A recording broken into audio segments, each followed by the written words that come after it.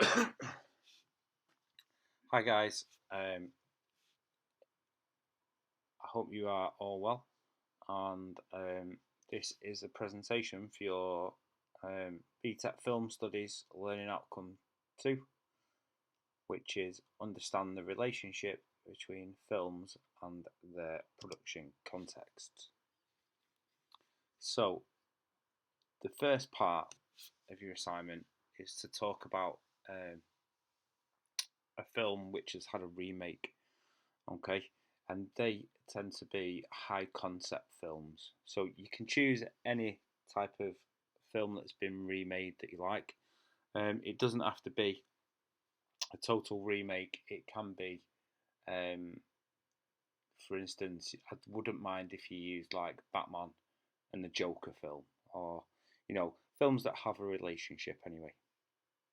So, a concept film, all right, is a model used to describe the concept of the Hollywood mainstream big budget film.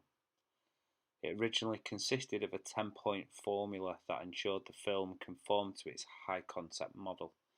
And the criteria for a high concept film includes clearly defined characters um, who were recognisable in terms of stereotypes and archetypes, a simple narrative with universal themes. This can often be summarised in a single sentence or an image that makes it easier to market. So if you think Marvel films and stuff like that, they definitely, they have like stereotypical heroes and villains and all that type of stuff, and the stories are, quite simple in essence. They usually have high production values, um, so elaborate cinematography and settings and clothes and costumes and special effects and stuff like that, which ultimately makes high concept films easier to market and promote. So if you think about the high concept films that everybody watches at the moment, what can you think of? Okay, what are the marketable elements of those films? Okay, they often have high profile stars in the films, again to help market the film. Um, they have larger than life protagonists, so you know um, just think about films like Deadpool and the Fast and the Furious and Star Wars and Marvel films and all of these type of big budget films. They all have a big larger than life character. Um, Visual appeal, including lavish sets and expensive action scenes, um, and highly dramatic and hyperbolic plot situations. Okay, so if you at this stage, if you want to think about some high concept films, ones with remakes, okay, and think about how do these films conform to this criteria, okay.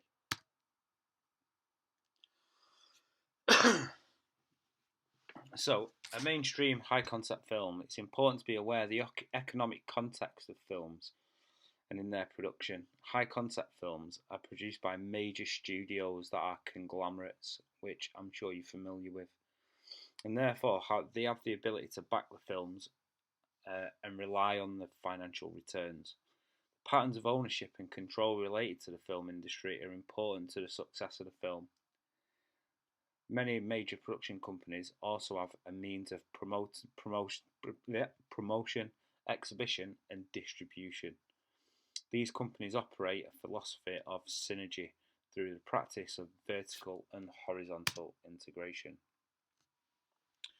So, just some reminders of key terms here, which if you include these into your assignment, you're gonna be, you know, you're gonna be hitting um, the need for like comprehensive detail and stuff like that. So if you can demonstrate an awareness of these terms and apply them as much as you can, so point evidence example is probably the simplest way to put it to you. So media conglomerate is a company that owns other companies across a range of media platforms. This increases their domination in the market and their ability to distribute and exhibit their products. And then we get vertical integration, a process whereby a company acquires another involved at a different level of the industry. An example of a vertically integrated business would be a production company that owns a distributor or a retailer, or a magazine publisher that owns a printing company. And then we get horizontal integration, which is when different companies that produce and sell similar products join together to facilitate the production and distribution of media products. So vertical integration is essentially where all these companies are under the same umbrella, for instance, a media conglomerate, as where horizontal integration is more about companies working together. Okay. So we have some examples there. I'll post the slides on the in the film topic board in the classroom as well, guys. So moving on to independent films.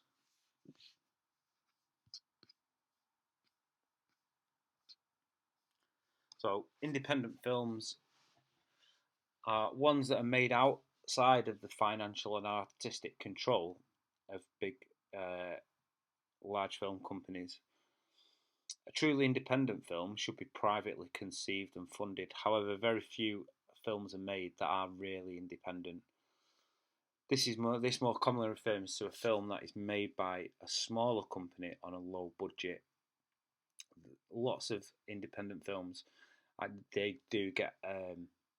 get funding from conglomerates, but it's only a certain percentage that a film can receive from a big conglomerate to call itself independent. So, an independent film also has a set of conventions. So they have a distinguishable content and style, evidence of the presence of a filmmaker and their artistic vision, and they often have a story to tell. So these types of films focus on narratives or subgenres as their selling point rather than big Hollywood actors. They may be aesthetically different, for example, in the use of black and white or a more grainy, realistic look, using handheld cameras to often establish realism. They may have a limited release or be reliant on initial screenings at independent film festivals, where the success at these film festivals will be used in their marketing materials. Okay, and independent films have become more accessible to make due to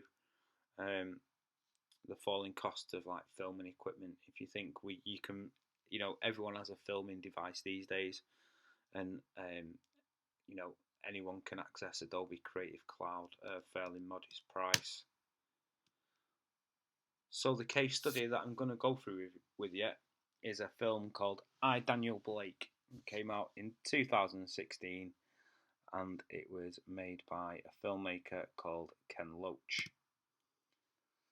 So it's an independent social realist film directed by Ken Loach. It was a UK-French co-production and received funding from the BFI, which is the British Film Institute, and BBC Films.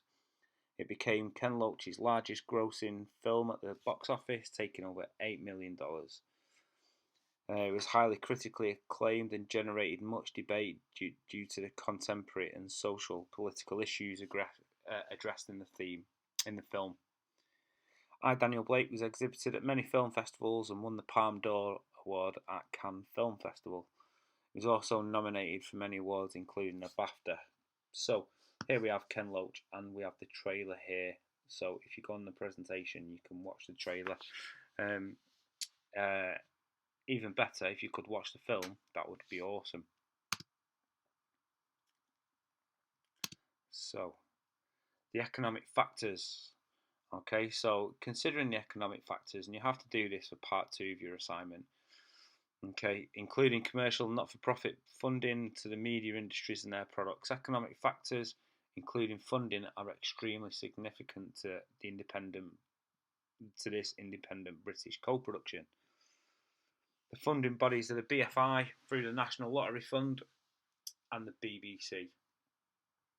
So if you think about the BBC as a public service broadcaster, why might it make a film such as this consider the BBC's remit and what it's supposed to do? So the film isn't necessarily driven by profits. Okay, it's about the motivations for the film are for making a statement about the world. Okay, so that will be important to know when composing this film, composing your response. So some more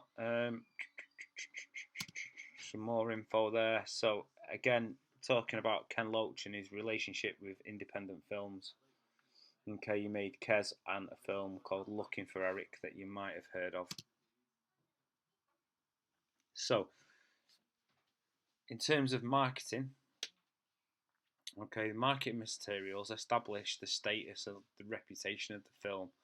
So, positive critical comments by film critics and people like that on the poster, reference to the Palme d'Or Award in the trailer, for example, and the genre of which is a British social realist film.